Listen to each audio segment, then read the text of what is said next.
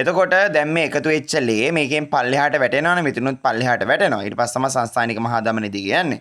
එතකොට මේ ද්විතීයින්ද්‍ර තිරිණ කපාට ඇරෙනවා. ඒ ඇරෙද්දීන් තමයි පුතේ ලබ් කියන ශබ්දේ එන්නේ. ඒක ඇරෙද්දීන්. මෙහෙම ඇරෙද්දීන් ලබ් කියන ශබ්දේ එනවා. එතකොට ඒ ශබ්දයේ දිගුයි පුතේ. මොකද ටික වෙලාවක් මේ ලේ වැටෙනවා පල්ලෙහාට.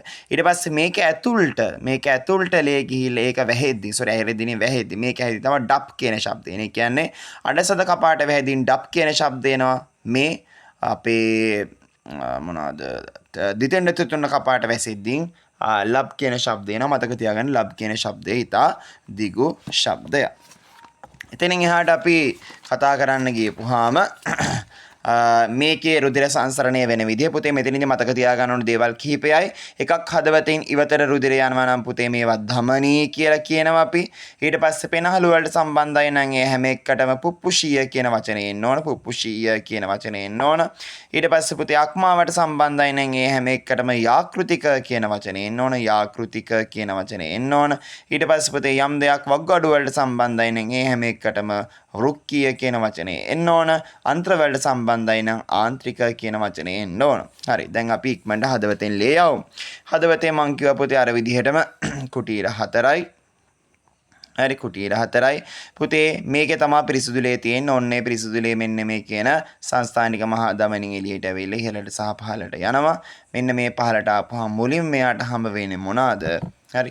මුලින් මෙයාට හම්බ වෙනවා මේ තියෙන අක්මාව කියන එක. අක්මාව ත්‍රිකෝණයක් හැටියට අඳින්නම්. පුතේ හදවතින් ඉවතට එනවා නම් මං කිව්වා ධමනි. එතකොට මේක මොන ධමනියද? අක්මාවට සම්බන්ධ නිසා ඒවා යාකෘතික වෙන්න ඕන. එහෙනම් මේක යාකෘතික ධමනිය. ඊට පස්සේ පුතේ එනවා අන්ත්‍රය. මෙතන තියෙනවා අන්ත්‍රය. එහෙනම් ඒක එළියට අරන් ආපු එකක් හදවතින් අන්ත්‍රයට සම්බන්ධ වෙන ආන්ත්‍රිකයි. එහෙනම් මේක ආන්ත්‍රික ධමනිය. ඊට පස්සේ පුතේ තියෙනවා වකුගඩු. වකුගඩු වල එනවා නම් අපි ඒකට වෘක්කීය කියලා කියනවා. ලේ දුන්න හින්දා මේක වෘක්කීය ධමනිය. ඊට පස්සේ ඔන්න ඔය විදිහට ගිහිල්ලා අපි ගාත්‍රා වලටත් ලේ දීලා හපව මේ පැත්තෙන් එනවා. ඒ එන අතරතුර පොතේ දැන් මේවා ශිරා අරලේ අරගෙන යනවා. මේ අරගෙන ආපු අය මේ හදවතට ලේ අරන් යනවා. ඇතුළට අරන් යනවා. එතකොට පුතේ හදවත ලේ අරන් යනවා නම් ශිරා වකුගඩු වලින් එන්නේ වෘක්කීය ශිරා පුතේ අක්මාවෙන් එන්නේ යාකෘතික ශිරා. ඔන්න ඔහම ලේට යනවා. එතකොට පුතේ මං එක්කෙනේ මිස් කරා. දැක්කද? කාවද මිස් කරේ? මම මෙතනදී මිස් කරා අන්ත්‍රය. ඇයි පුතේ අන්ත්‍රය මිස් වෙන්නේ? අන්ත්‍රයෙන් ලේ කෙලිම ශිරාවට යන්නේ අක්මාව හරහා ගිහිල්ලා. මොකද්ද මේකට හේතුව?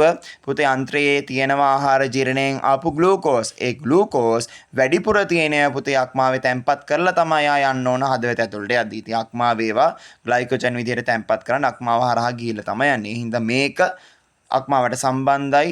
ඒ හින්දා මේකට කියනවා මොකද්ද? යාකෘතික ප්‍රතිහාර ශිරාව කියලා. යාකෘතික ප්‍රතිහාර ශිරාව. ඊට පස්සේ පුතේ මෙන්න මේ කියන කුටියරේට ලේ වැටිලා ඊට පස්සේ මෙන්න මේකින් යනවා කොහෙටද? පෙනහළු වලට. පෙනහළු වලට සම්බන්ධනය පුප්පුෂියයි කියලා මම කිව්වා. මේක පුප්පුෂිය මහා ධමනිය. පුප්පුෂිය මහා ධමනියෙන් ගිහිල්ලා පෙනහළු වලදී රුධිර හෝමාරුව කරයින් පස්සේ පුප්පුෂිය ශිරාවලින් අහපව මේ කුටියරයට රුධිරය ඇතුළු වීම සිද්ධ වෙනවා. ඒතර පුතේ මේකෙදි වෙන්නේ මේ අපි අඳිනවානේ හර්ට් චක්‍රය මෙන්න මේ විදිහට. හර්ට් චක්‍රය මෙන්න මේ විදිහට අඳිනවා. පුතේ මේ තියෙන්නේ මේ හදවත වැඩ කරන ආකාරය. පුතේ මුලින්ම කර්ණිකා ආකුංචය ඊට පස්සේ කෝෂිකා ආකුංචය ඊට පස්සේ පූර්ණ හර්ට් විස්තරය වෙන්නේ. පුතේ ඔයාලට තේරෙන්න ඕනේ මේ කෝෂිකා ආකුංචය ටිකක් තදට වෙන්න ඕනේ. හේතුව ලේ උඩට පම්ප් වෙන්න ඕන. හරි ලේ උඩට පම්ප් වෙන්න ටිකක් තදට වෙන්න ඕනේ. මෙන්න ඒක තමයි මේ තියෙන්නේ.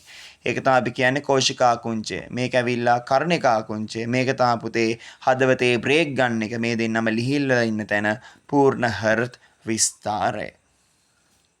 හොඳයි. ඒතර එතනින් මම හදවත රුධිර සංසරණ පද්ධතිය ගැන කතා කරන එක නතර කරනවා. ඔයා ඊටු ටික අච්චු පොතෙන් බලා ගන්න ඕන ගැටලු තියෙනවා නම් මැසේජ් එකක් දාන්න.